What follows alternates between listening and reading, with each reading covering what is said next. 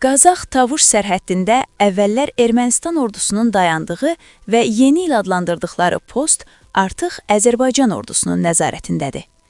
Türkistan az məlumat verir ki, bu haqda Hraparak nəşrində yayımlanan erməni jurnalist Voskan Sarkisyanın məqaləsində bildirilir.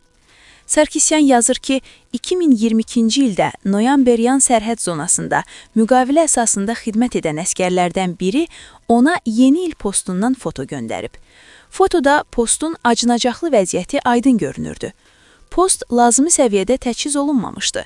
Mavi rəngli katan dam örtüyünü əvəz edir, istidən, soyuqdan, yağış və qardan qorumurdu. Posta təkərlər yığılmışdı.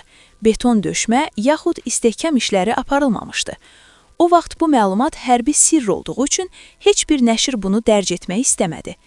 2 il sonra, 2024-cü ildə Tavuşda demarkasiya işləri başlandı.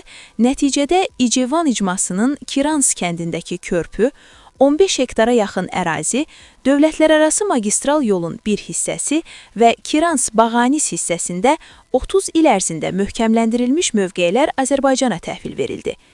Məndə olan məlumata görə, Voskipan, Əskiparav və Bağanis kəndləri arasındakı sərhəd zonasında yerləşən yeni il zastavası demarkasiya prosesi vaxtı Azərbaycana qaytarılmamalıydı.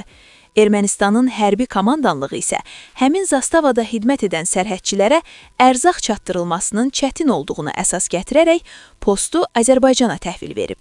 Artıq orada Azərbaycan bayrağı dalğalanır, o iddia edib. Erməni jurnalist əlavə edib ki, yeni il postu strateji cəhətdən əlverişli olan hündür yerdə yerləşir. İndi sərhəddin həmin hissəsindəki müdafiə postlarımız əvvəllər bizə məxsus olan yeni il postundan onlarla metr aralıdadır. Azərbaycanlılara təhvil verilən postdan isə Ermənistan, Gürcüstan dövlətlərarası magistral yolunun Voskepar-Bağanis hissəsində nəqliyyatın hərəkətinə nəzarət etmək mümkündür, Sarkisyan yazıb.